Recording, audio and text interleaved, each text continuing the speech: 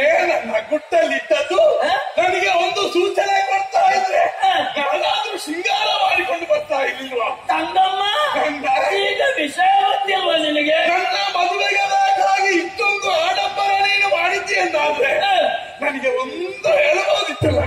ತಂಗಮ್ಮ ಆಶಪಟ್ಟೆ. ಏನು ಮಾಡೋಣ? ನಿನಗೆ ಮದುವೆ ಮಾಡಬಹುದಿತ್ತು, ಆದರೆ ಕಾರ್ಯ ಅವಸರ ಉಂಟು. ನನಗೆ ಮದುವೆ ಆಗಬೇಕು ಎನ್ನುವ ಹಾಗೆ ಇಷ್ಟೆಲ್ಲ ಸಿದ್ಧತೆಯನ್ನು ನಾನು ಮಾಡಿ ಇದೆಲ್ಲ ನನ್ನ ಮದುವೆಗಲ್ವೇ? ತಂಗಮ್ಮ ಅಣ್ಣ ಯೋಚನೆ ಮಾಡು.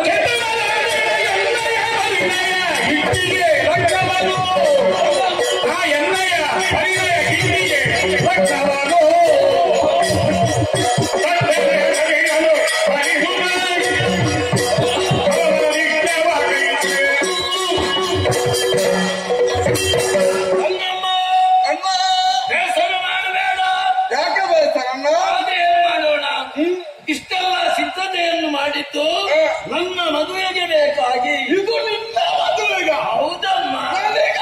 ಯೋಚನೆ ಮಾಡಿ ಬೇಸರ ಮಾಡಬೇಡ. ಅಯ್ಯೋ ಶೀಘ್ರದಲ್ಲಿ ಒಬ್ಬ ಉತ್ತಮ ಗಂಡುವನ್ನು ಹುಡುಕಿ ನಿನಗೆ ವಿವಾಹ ಮಾಡ್ತೇನಮ್ಮ. ಯೋಚನೆ ಮಾಡಬೇಡ ಆಯ್ತಾ? ಏನನ್ನ ಇದೆಲ್ಲ ಹೆಣ್ಣಿಟ್ಟ ಮೇಲೆ ಹೆಣ್ಣದ ಹುಡುಗನು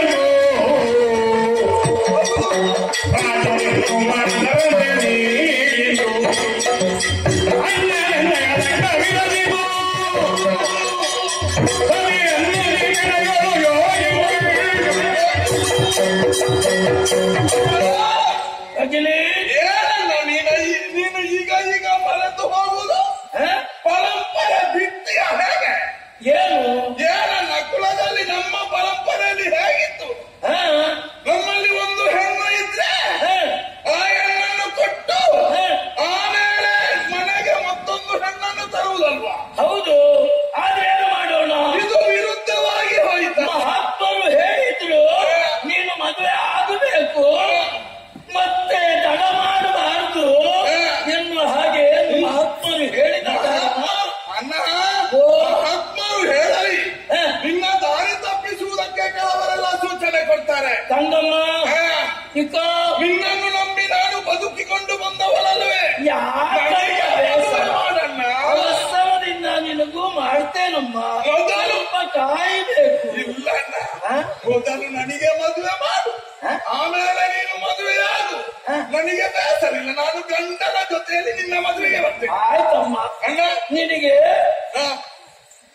ಒಬ್ಬ ಗಂಡುವನ್ನು ಹುಡುಕ್ತೇನೆ. ಮಾತ್ರವಲ್ಲ, ಉತ್ತಮನಾಗಿರ್ಬೇಕು, ನಮ್ಮ ಕುಲದಲ್ಲೇ ಹುಟ್ಟಿದವನಾಗಿರ್ಬೇಕು. ಅಂತವನನ್ನೇ ಹುಡುಕಿ ನಿನಗೆ ಮದುವೆ ಮಾಡಿ.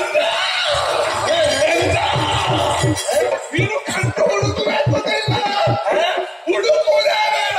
ಯಾಕೆ? ಬೇರೆ ಮದುವೆ ಬೇಡ. ಹುಡುಕುವಾಗ ಹೊತ್ತಾಗ್ತದೆ, ತಡವಾಗಿ ಹೋಗ್ತದೆ. ಶೀಘ್ರದಲ್ಲಿ ನನ್ನ ಮದುವೆ ಆಗಬೇಕು ಅಂತ ಇದ್ರೆ ನಿಮ್ಮಿಂದ ಮೊದಲೇ ನಾನು ಯೋಚನೆ ಮಾಡಿಕೊಂಡಿದ್ದೇನೆ. ಯೋಚನೆ ಮಾಡಿದ್ಯಾ? ನನಗೆ ಬೇಕಾದಂತಹ ಒಬ್ಬ ಹುಡುಗರನ್ನು ನಾನು ತಂದು ಇಲ್ಲಿ ತಂದಿದ್ದೇನನ್ನ. ತಂದಿದ್ದಿ? ನನ್ನಲ್ಲೇ ಇದ್ದಾರೆ. ಎಲ್ಲಿ? ಅಣ್ಣ ಅದು ಒಂದಲ್ವಾ? ಒಂದು ಗುಹೆ, 2, 3, 4, 5, 6, 7ನೇ ಗುಹೆಯಲ್ಲಿಟ್ಟಿದ್ದೇನೆ. ಬದಲಾಗಿದ್ದಾನೆ.